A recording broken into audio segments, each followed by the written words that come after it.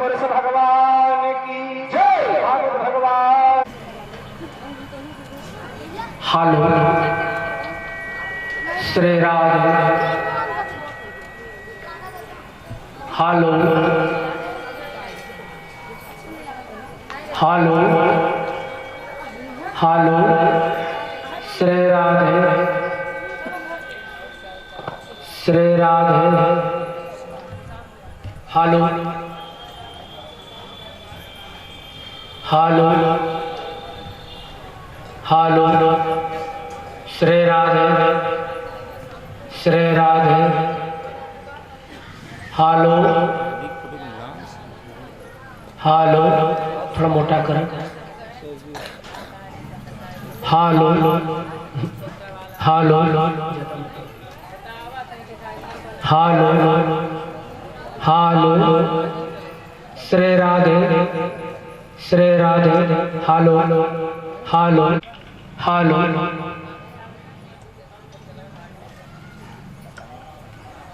Hello Shri Radhe.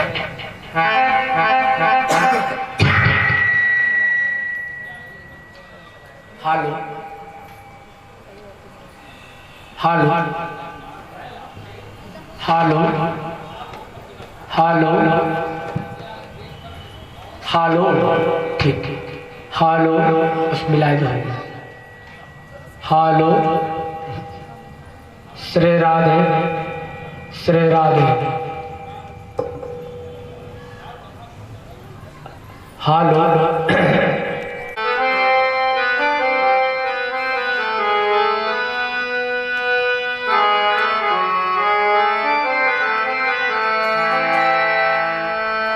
गजाननं भूतगणाधिसेवितं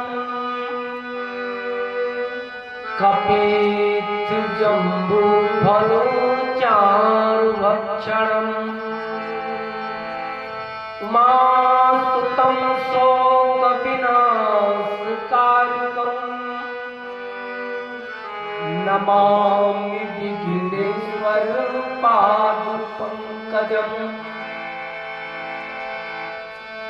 सूर्यः शौर्यमृत्युश्च पदवी सर्वमङ्गलं मङ्गलः सद्बुद्धिश्च बुधो गुरुश्च गुरुताम् शुक्रं सुखं संसदि राहुर्बाहुबलं करोतु सततं केतुः कुलस्योन्नतिम् नित्यं प्रीतिकरा भवन्तु मम ते सर्वे मूलाग्रहाः। कृष्णाय वासुदेवाय हरे परमात्मने प्रणतक्लेशनाशाय गोविन्दाय नमो नमः। या कुन्दन्तु तुषारहारधवला या शुभ्रवस्त्रावृता या वीणावर्धनमण्डितकरा या श्वेतपद्मासना या ब्रह्माच्युतशङ्करौ प्रभृतवरदेवैः सदा वन्दिता सा मां पातु सरस्वती भगवती ईशेष जाड्यापा ईशेष जाड्यापा। श्री सच्चिदानंद भगवान की जय। भक्त वृंदों, आज कथा का छठवां दिन अर्थात महाराज भगवान की बाल लीलाओं से लेकर मैं महाराज तक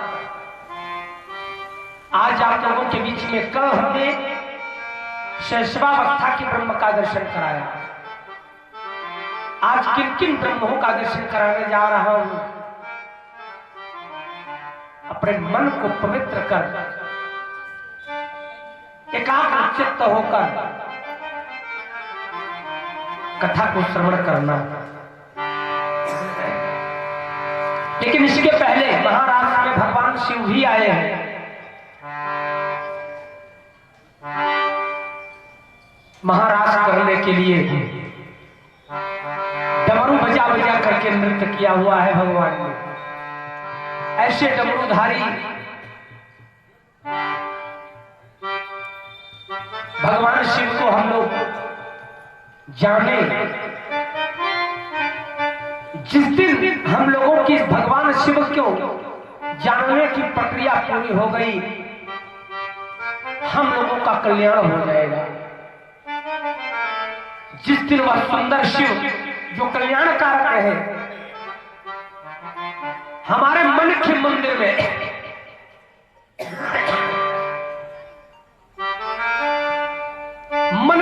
में स्थापित हो जाएगा, निश्चित रूप से हम लोगों का कल्याण हो जाएगा।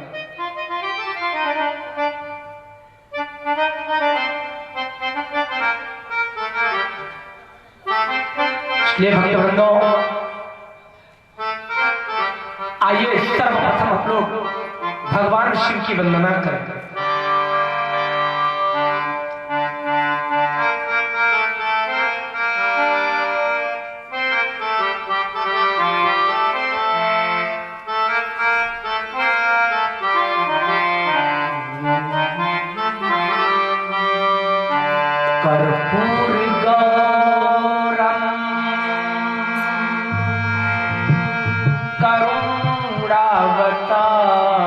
को पान कर उसका उद्धार करते हैं। एक चीज ध्यान रखना आप लोग, भगवान के हाथों अगर किसी की मृत्यु हो तो उसे बध नहीं कहा जा सकता। तो पूतना का भगवान ने उद्धार किया।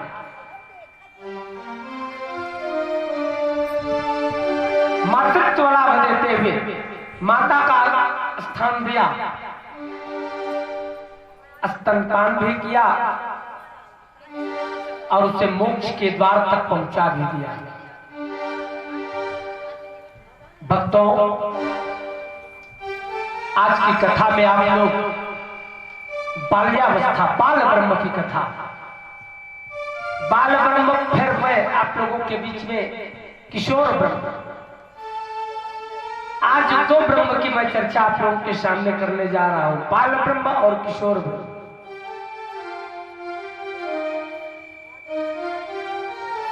शैशवावस्था के ब्रह्म ने छठे दिन पूतना का उद्धार किया, 12वें दिन शक्तासुर का, शकट असुर एक राक्षस। जिस समय कंस को पता चला हमारे द्वारा भेजी गई रक्षा मंत्री पूतना अनायास ही मर गई, तो उसने एक योजना बनाया, शक्तासुर को भेजा। कहा जाओ, बालक 12 दिन के ऊपर हो गया होगा, बाहर लेटा होगा, तुम सकट अर्थात बैलगाड़ी का रूप पकड़ना और बैलगाड़ी बनकर उस बालक के ऊपर चढ़ जाना। बालक मर जाएगा, मेरा काम बन जाएगा, किसी को कानो कान पता भी नहीं चलेगा।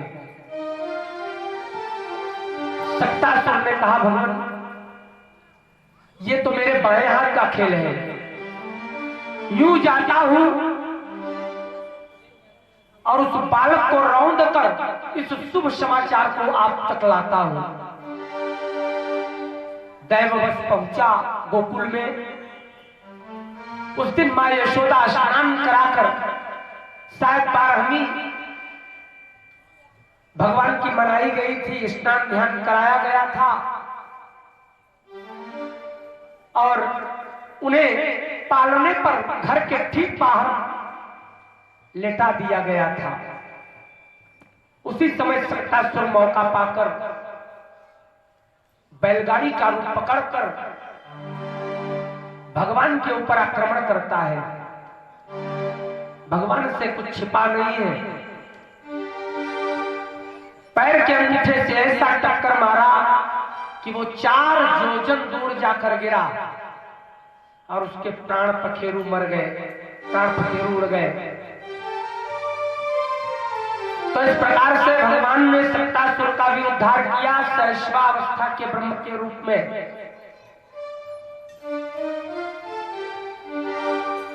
भगवान को मैं बालक बनाने जा रहा हूं। अभी शिशु किसे कहा जाता है? शिशु और बालक में अंतर जाना। जब तक किसी बालक के मुख में दांत न निकल आवे तब तक वह शिशु है, और जैसे ही दांत निष्क्रमण हो जाए तो वो क्या बन जाएगा? बालक। प्रश्न है, भगवान का दांत किस महीने में आया होगा? अगर आप लोगों से कहा जाए तो अपनी अपनी बुद्धि कहीं लिखा नहीं है। अभी तक तो मेरे को नहीं मिला कि भगवान का इस महीने में दांत आया। लेकिन अगर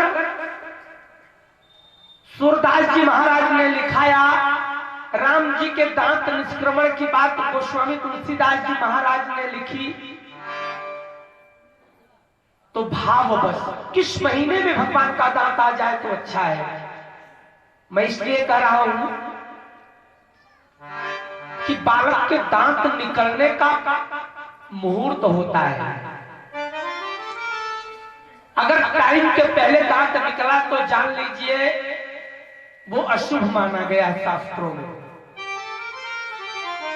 जैसे जन्म से लेकर प्रथम मास तक स्वयं का नाश। अगर बालक जन्म लिया और उसके मुख में दांत है तो जान लीजिए कि बालक जिंदा रहने वाला नहीं है, निश्चित रूप से वो समाप्त हो जाएगा। दूसरे में निकला तो बड़े भाई का नाश, अग्रजम। तीसरे में आया तो अनुजम, भक्तवृंदों। चौथे में धन का नाश, पांचवें में पिता को अरिष्ट। इसी प्रकार से 8 मास तक किसी भी बालक के दांत निकलने का फल अशुभ ही दिखाया गया है। तो अगर हमसे पूछा जाए कि भगवान का दांत किस महीने में आया होगा तो मैं सीधे कहूंगा 9वें या 10वें महीने में भगवान का दांत आया होगा। शुभ समयों में, अशुभ समयों में नहीं। तो दतुली वाले भगवान का दर्शन कराने जा रहा हूं। आगे की जो दांत निकलती है 2 बच्चों की। पहली बार शैशवावस्था के ब्रह्म से मैं बाल्यावस्था के ब्रह्म की ओर प्रस्थान कराने जा रहा हूं।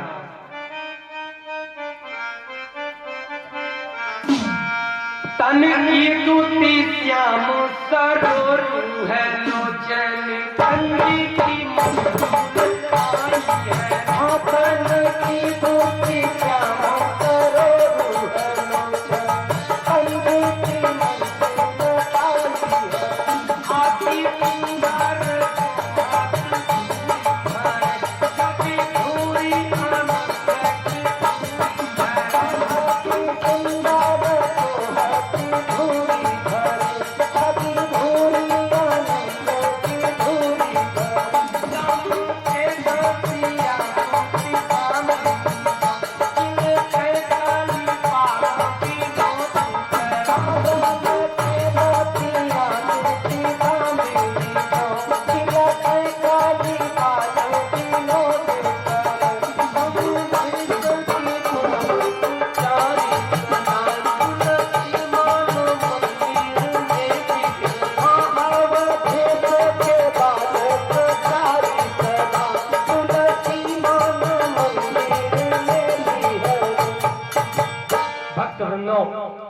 दतुली वाले भगवान, श्यामल श्यामल, आज दतुली वाले भगवान की कथा सुनाने जा रहा हूं। अर्थात आगे के दो दांत भगवान के निकल आए हुए हैं। इसका मतलब भगवान करीब 12 महीने के हो गए हैं, साल भर के आसपास। भक्तों, भगवान आज अपने ही घर में मटकी फोड़ेंगे। कहते हैं ना, हम लोग जब किसी के बालक की संस्कार की बात करते हैं, अगर किसी का लड़का डाकू बन गया, चोर बन गया, तो आपस में बूढ़े बड़े चर्चा करते हैं, क्या करेंगे। बालक जब छोटा रहा होगा तो पहले घर में चोरी किया रहा होगा, माता पिता ने मना नहीं किया तो डकैती चोरी नहीं करेगा तो और क्या करेगा।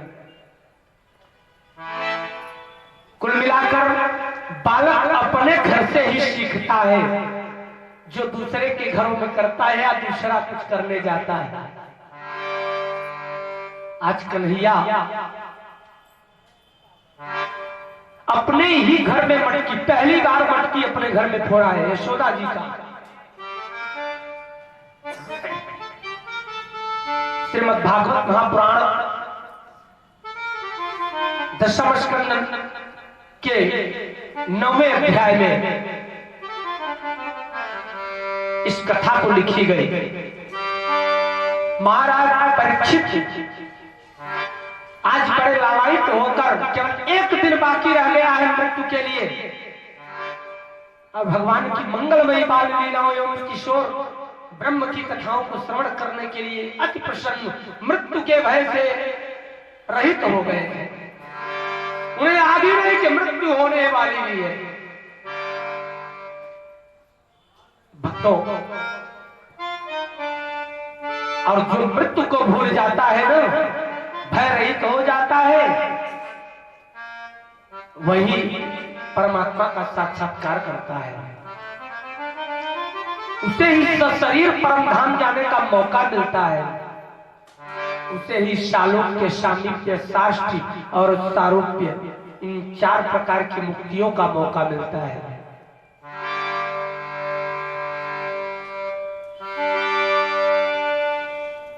सुखदेव जी महाराज परीक्षित से बोले, हे गृहमादिषु यशोदानंद गेहिनी कर्मांतरनियुक्तासु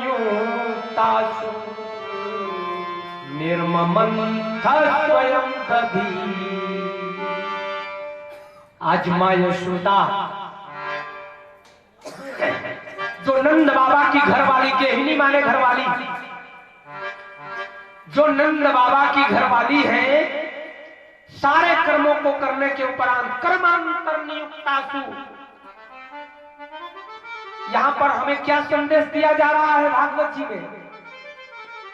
आप पूजन करने बैठे तो सारे कामों को निपटाने के बाद अब पता चला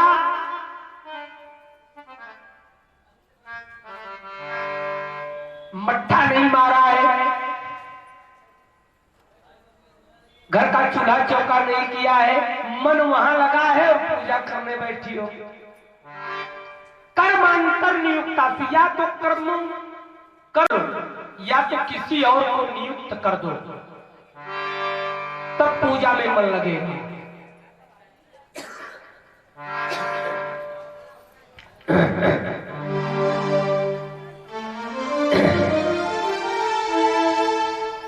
निर्ममंथ स्वयं लगे, लेकिन पूजन पर किसी और को नहीं लगाना।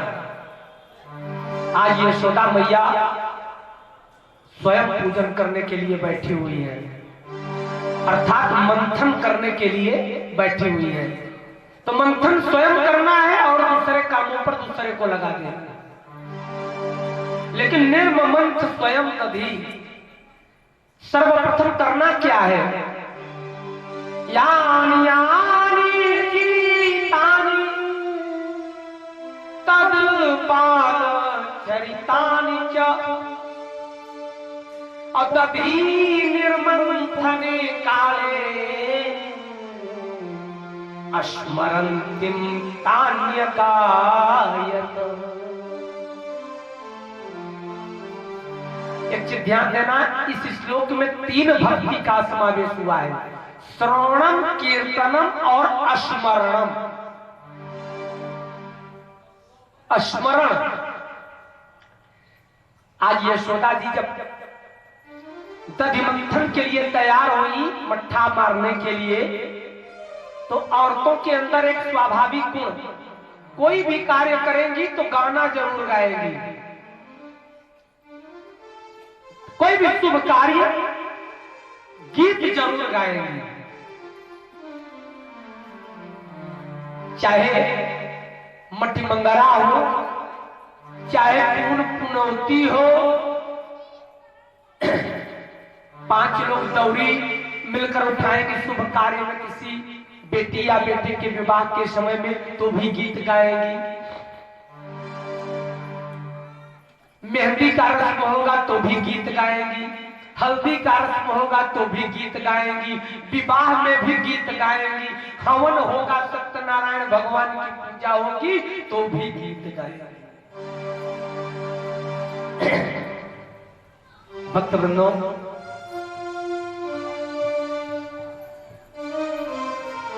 ये कोई भी शुभ कार्य में गीत गा करके इसकी पूर्णाहुति करती है।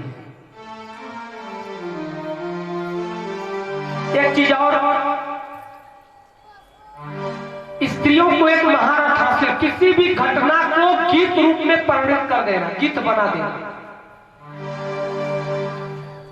किसी भी कहानी, किस्सा को ये गीत बना करके उसको गा सकती है। आज यशोदा जी भी स्त्री है और उन्होंने भी गीत गाया है मट्ठा मारते समय। यानी यानी ही गीता, आज उन्होंने गीत कौन सा गाया जानते हैं आप लोग? यशोदा माँ ने अपने कन्हैया का गीत, मैं भी आपको सुना रहा हूं। और स्मरण क्या किया कि मेरा लल्ला 6 दिन का था और इतनी बड़ी पूतना को कैसे मार दिया, अर्थात भगवान का स्मरण कर रही है, चिंतन कर रही है।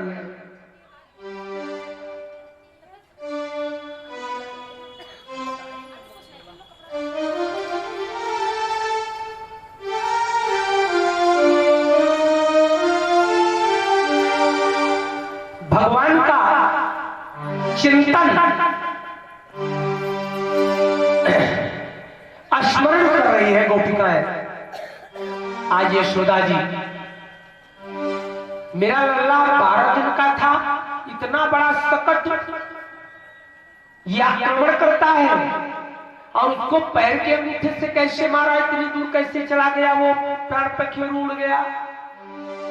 यानी भगवान की बाल लीलाओं को याद कर रही है यशोदा माँ, और उसी को गीत बना बना करके। और फिर उनके मुख से गीत में क्या निकला, बाल स्वरूप।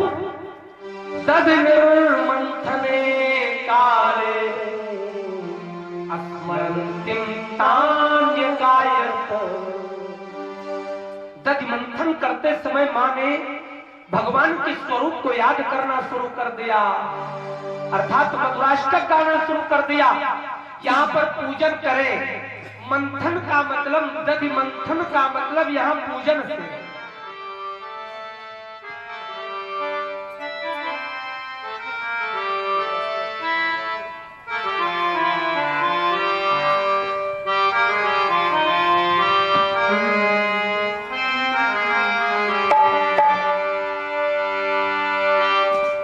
आज यशोदा माँ अपने ही बालक के स्वरूप को याद कर कर मट्ठा मारते जा रहे हैं।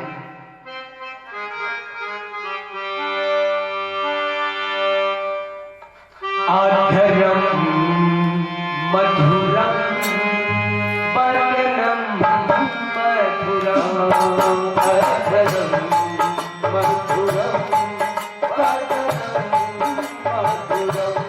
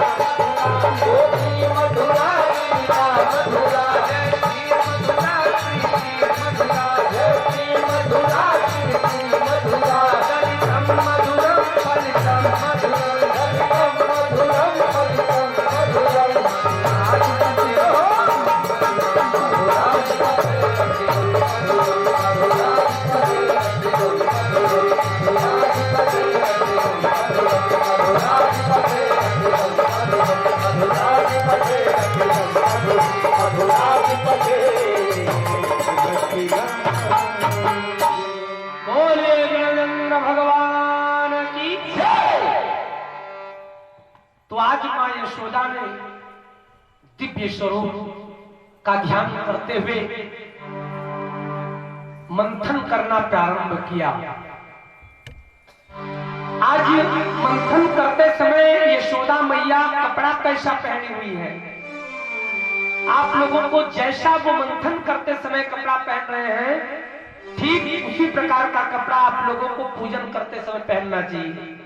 यहाँ पूरी आध्यात्मिकता दर्शाई गई है। क्षौमं वाचा पृथुकटितटे बिभ्रति सूत्रनद्धं पुत्र स्नेह कुचियुगं जातिकं पंच शुभ्रो रज्ज्वाकरं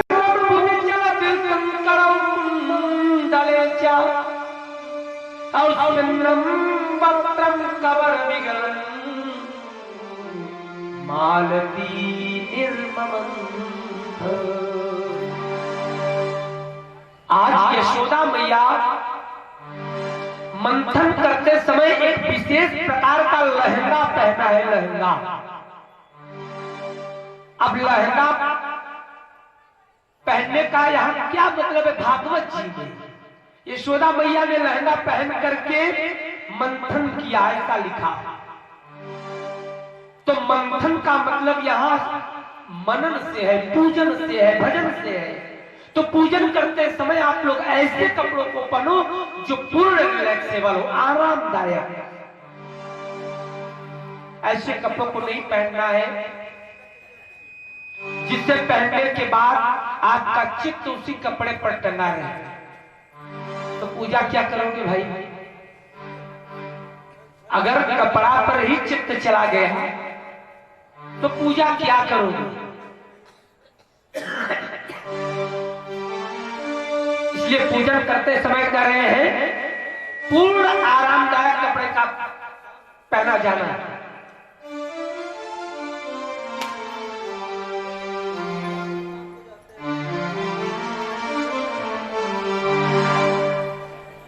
वह लहंगा कहां तक है? क्षौमं वाचा पृथुकटितटे, कमर पर बांधा गया है। बिभ्रति सूत्रनद्धं, रेशमी सूत्र से बांधा गया है। कटी भाग में, कटी से नीचे उन्होंने पहना हुआ है। और केवल कपड़ा पहनने से, केवल ये सोच रहे हो आप लोग कि केवल कपड़ा पहन लिया और पूजन हो जाएगा, तो ये भी भ्रम है। भाव कैसा हो? आज मट्ठा मारते समय यशोदा माँ का भाव क्या है? पुत्र स्नेह कुचियुगम जातिकं पंच शुभ्रो।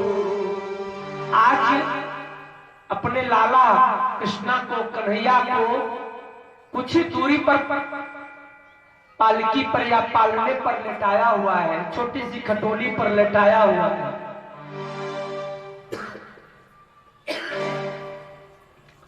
जैसे कोई दुधारू गाय जब बच्चा दे देती है तो उसे जब बच्चे को भूख लगती है ना, लगाने दुहने का टाइम होता है तो उसका स्तन गीला हो जाता है। दुधारू गाय का स्तन जो है वो गीला हो जाता है। आज यशोदा माँ के भी स्तन गीले हो गए हैं। पुत्र स्नेह, पुत्र के स्नेह के कारण पुत्रवत भाव। आप लोग भी जब पूजा करने बैठे तो भगवान को पुत्रवत भाव क्या चाहिए प्रभु को? जैसे आप अपने बच्चे को नहलाते हो, धुलाते हो, कपड़ा बदलते हो, चंदन टीका लगाते हो, काजल लगाते हो ना, उसी प्रकार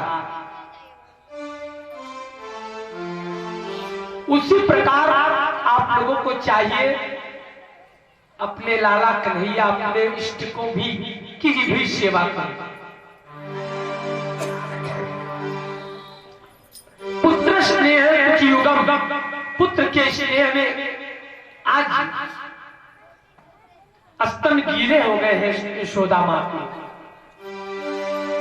जाजा कंपम च शुभ्रो रज्वा कर श्रम भुज चलत कंकड़ो कुंडले च। मंथन के समय रस्सी है ना जिससे मट्ठा मारा जाता है, आगे पीछे कर रही है, तो उसमें कंगन पहना है और कानों में कुंडल तो हिल रही है। रज्वा कर श्रम भुज चलत कंकड़ो कुंडले च।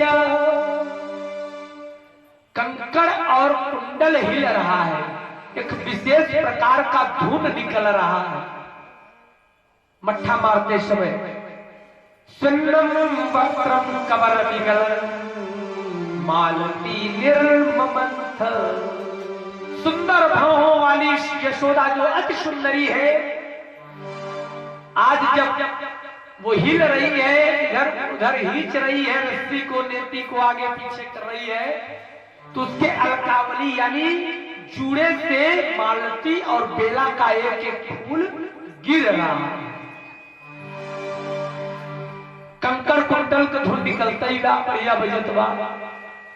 भगवान थोड़ी दूर पर छोटी सी चारपहिया पर लेटे हुए थे। मां के प्रेम को देखा कि मेरी मां मुझे याद कर करके आज बड़ा ही सुंदर गीत गाई, तो ये गीत वाकई में मेरे लिए गाया सात्विक गीत था, निष्काम प्रेम था या प्रीति था।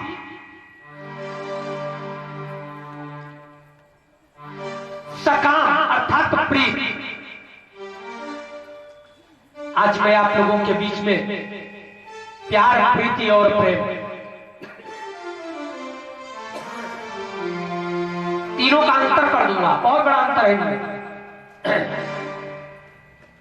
तो आज भगवान यह देखना चाहते हैं कि मेरी मां यशोदा मुझसे प्रीति कर रही है या प्रेम कर रही है। प्रेम निष्काम होता है, प्रीति स्वार्थपरक होता है। इसका पता लगाने के लिए चारपहिया से उठे भगवान और चरपहिया से उठकर ताम स्तन्य काम आह,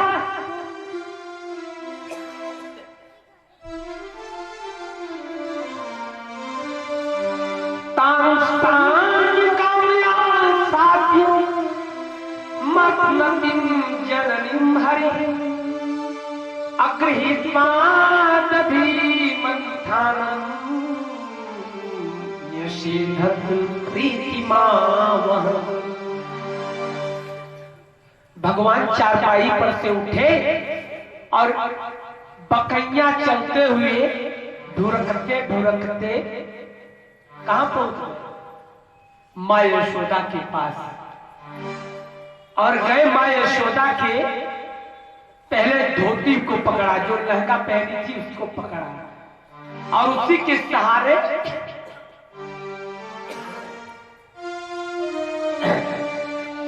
प्रभु ने मथानी पकड़ ली।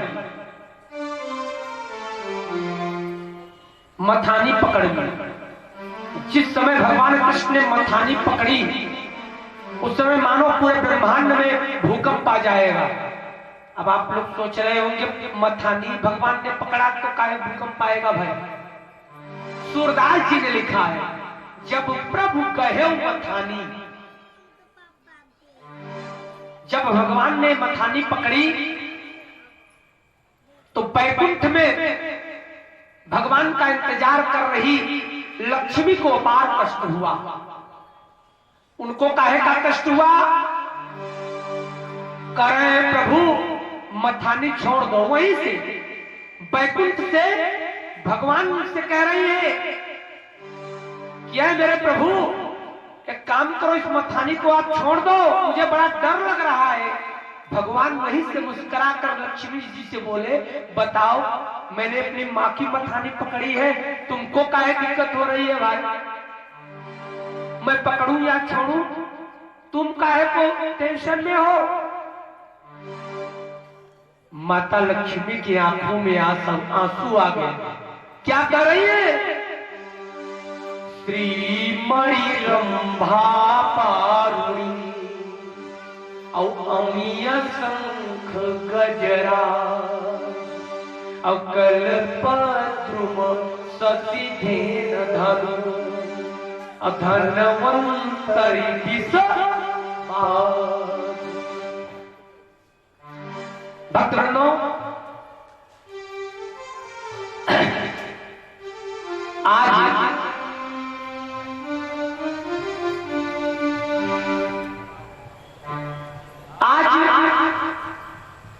लक्ष्मी जी याद कराती है कि प्रभु एक बार आपने सतयुग के आदि में आपने समुद्र मंथन करवाया था। उस समय मंदराचल पर्वत को मथानी, शेषनाग को नेति और एक तरफ दैत्यों को लगा दिया और एक तरफ देवराज इंद्र सहित देवताओं को, और स्वयं आप कच्छपा अवतार लेकर के उस मंदराचल पर्वत की कील के नीचे बैठ गए, अपनी पीठ पर उसके भार को ले लिया, जिस पर मंदराचल पर्वत घर्षण कर रहा था वो भगवान विष्णु थे। और उस समय कच्छपा अवतार भगवान ने किया हुआ था। कच्छप बन करके भगवान नीचे गए हैं। श्रीमद् भागवत महापुराण में ये भी कथा आई है, सुन लीजिए। लक्ष्मी जी याद करा रहे हैं कि प्रभु उसमें इतना भयानक आपने समुद्र मंथन करवाया कि आपकी पीठ लाल हो गई, आपके पीठ से रक्त निकलने लगा और लाल सागर का निर्माण हो गया। इतना खून बहा भगवान का कि रक्त सागर का निर्माण हो गया, लाल सागर। कहा प्रभु उस समय समुद्र से 14 रत्न निकले और 14 रत्नों में से एक मैं थी, श्री मणि रंभा पारुणी अमीय शंख गजराज कल्पद्रुम ससिधेन धनवंतर विषवाद। कहा प्रभु मैं निकली, मैं बड़ी सुंदर थी कि देवता और दैत्य सभी आपस में लड़ाई कर लिए, मैं विवाह करूंगा। देवराज इंद्र बोले मैं विवाह करूंगा इस सुंदरी से। दैत्यराज बलि स्वयं विवाह करना चाहता था। यहां तक कि मेरा पुत्र नारद भी मुझ पर मोहित हो गया, लेकिन मैं तो आपकी थी। मेरे पिता समुद्र ने स्वयंवर का निर्माण किया कि आप लोग लड़ाई मत करो, मेरी बेटी किसी को चाहेगी इसके गले में वरमाला डालेगी, तो मैंने आपको चयन किया, वरण किया। बताओ प्रभु भला कौन स्त्री चाहेगी अपने जीते जी अपने पति के जीवन में दूसरी स्त्री? आज पुनः आपने मथानी पकड़ ली है। उस बार खारे जल का मंथन करवाया था, समुद्र का मंथन करवाया था। है खारा जल, समुद्र तो खारा होता है। उस बार खारे पानी का मंथन कराकर हम जैसी सुंदर कन्या उत्पन्न करा सकते हो, तो इस बार तो दही मथी जा रही है, इसमें हमसे भी सुंदर कन्या निकलेगी। और जब वह सुंदरी निकलेगी तो वो विवाह आपसे ही करेगी। इसलिए हे प्रभु मथानी छोड़ दो, मैं अपने जीते जी आपके जीवन में दूसरी स्त्री नहीं बर्दाश्त कर सकती। तो लक्ष्मी जी रो रही है और विनय कर रही है। उस मथानी को छोड़ने के लिए भगवान कृष्ण को सवतिया डाह बस, हमारे जीवन में कहीं सवती न आ जाए। भक्तों दूसरे डर रहे भगवान शंकर। भगवान शिव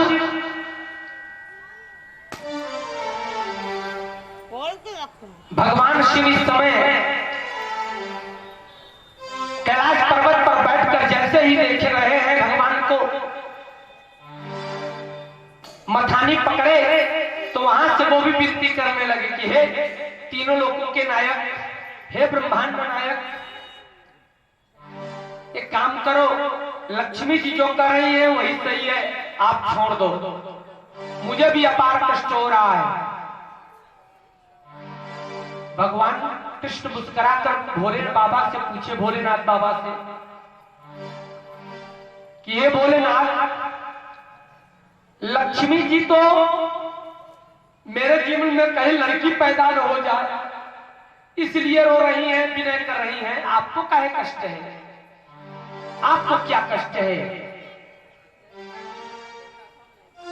तो शंकर जी बोले, प्रभु जब समुद्र मंथन हुआ था उस समय तो 14 रत्नों में 13वां रत्न विष निकला था, विष बात। तो अच्छा अच्छा चीज तो सबने ले लिया, लक्ष्मी को आपने ले लिया, कल्पवृक्ष, कामधेनु, अप्सराओं को देवराज इंद्र ने ले लिया, अमृत को सभी देवताओं ने ले लिया, मदिरा को राक्षसों ने ले लिया। जब विष निकला तो विष को पीने के लिए कोई तैयार नहीं है। विष के लिए आपने मुझे तैयार किया, मुझे बलि का बकरा बनाया। कापियो भोलेनाथ, कोई चिंता की बात नहीं है, और मैं आपकी आज्ञा भला कैसे टाल सकता था, मैंने भी पान कर लिया, हुआ कुछ नहीं आपकी कृपा से। आज पिया हूं, आज भी उसको गले में रखा हूं और नीलकंठ बन गया हूं। बोले नीलकंठ भगवान की जय। नीलकंठ बना बैठा हूं, अगर उगल दूं तो ब्रह्मांड गया,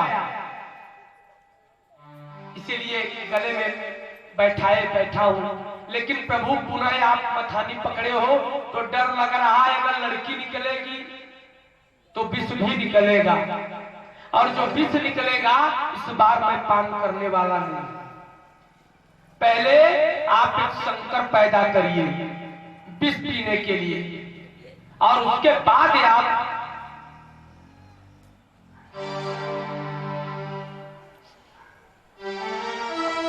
समुद्र मंथन करवाइए, करिए। इस प्रकार से निवेदन करने लगे कि हे प्रभु, आप इस मथानी को छोड़ दें, इस मथानी को छोड़ दें। भगवान मुस्कुराए, और तब तक यशोदा जी का निगाह, यशोदा मैया की निगाहें कन्हैया पर पड़ गई कि अरे मेरा लाला कब चारपाई पर से उतरकर मेरे पास आ गया। वो मथानी छोड़कर कन्हैया को उठा लिया, कन्हैया रोने लगा, तुरंत मां ने अपने स्तनों को मुख में डाल दिया। ताम स्तन्यकाम आसाद्य मातृतिम जननीं हरि। भगवान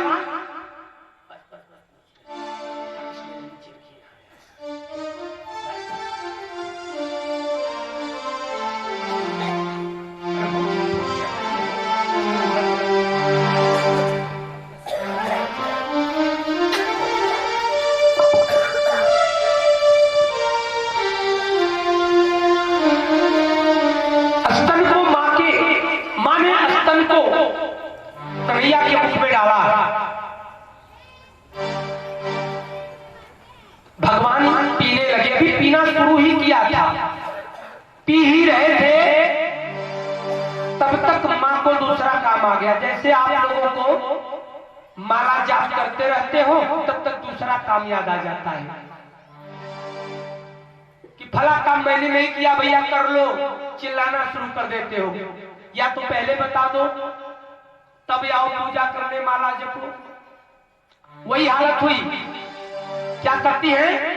तमंक मारू रपपायतस्तनम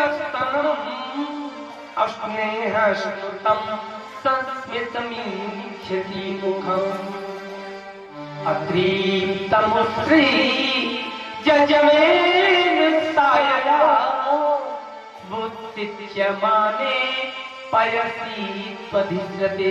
यशोदा मां को कौन सा काम याद आया? यशोदा को याद आया कि अरे मैं अपने बच्चे को दूध पिला रही हूँ, उधर चूल्हे पर दूध उबलने के लिए रखा हुआ था, कहीं गिर न जाए। और कन्हैया को लिया, चार पहिया पर लेटा दिया। और चली गई दूध उतारने किचन में। यानी कान्हा को दूध पान कराने से जरूरी चूल्हे पर जो दूध रखा गया था उबलने के लिए वो काम जरूरी था, तभी तो उनको छोड़ दिया गया और उनको लिटाकर पहुंच जाती है किचन में। भगवान को अच्छा नहीं लगा, क्या हुआ? अतृप्त मुस्री जचवेन सायया अवुच्य माने पयसी स्वधिष्ठते। इधर दूध कन्हैया पान कर रहा था, उधर दूध पक रहा था। पकने वाले दूध कहां कहीं गिर न जाए, बह न जाए, जल न जाए, उसको बचाने के लिए कन्हैया को स्तनपान नहीं कराया। ये भगवान को ठीक नहीं लगा। भगवान गुस्से में आ गए, अतृप्त हो गए, गुस्से में आ गए। क्या किया? संजात गोपस फुरितारुणाधर संदेश दलवीर दधिमंथ भाजन भिषाशात्रु दृश्य दशमना जगात गममंतरंग। कन्हैया उठा चारपाई पर से, घुसकते घुसकते गया आंगन में एक टू लोढ़ा रखा था, पत्थर वाला लोढ़ा।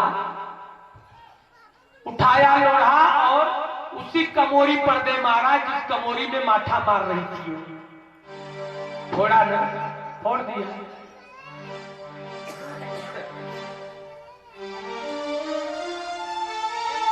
फोड़ दिया, पूरा दही मट्ठा गिर गया। उधर यशोदा मां गई, दूध उतारने के बाद लौट रही है।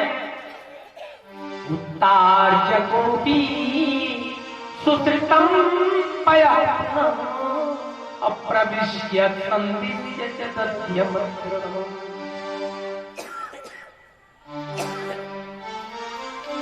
जहां पर मट्ठा मार रही थी, दूध उतारने के बाद किचन से पुनः वही वापस आती है, तो देख क्या रही है?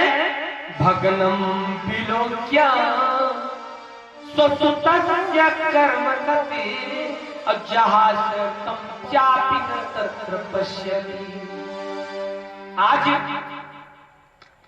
यशोदा मैया टूटे हुए मटकी को देखकर ये समझ गई कि ये और किसी ने नहीं तोड़ा है, ये हमारे स्वयं कृष्ण ने तोड़ा है, कन्हैया ने तोड़ा है।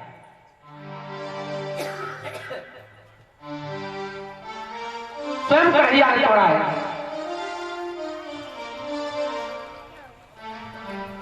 लगी ढूंढने, और उधर वो भगवान जो थे चोरों की भांति जाकर महल के एक कोने में एक उखल था, उखल को उल्टा करके उसी पर बैठे हुए थे। उखल पर मैया यशोदा भगवान को ढूंढते ढूंढते वहां पहुंच गई। कुछ दूरी रह गई तो हाथ में डंडा लेकर दौड़ा रही है, क्योंकि गुस्से में आ गई है। लाला ने आज मेरी मटकी को फोड़ दिया, इतना सारा दही, इतना सारा मट्ठा गिर गया जमीन पर, आज इसकी बड़ी पिटाई करूंगी और जब पकड़ लूंगी तो इसको पूरे दिन बांध कर रखूंगी, इससे दही और मक्खन पूरे दिन नहीं मिलेगा। भाव आज जिस कन्हैया को के लिए योगी जन योग का सहारा लेते हैं, तपस्वी जन तपस्या का, भक्त जन जप और कीर्तन का, भक्तवृंदो उसी कन्हैया को पकड़ने के लिए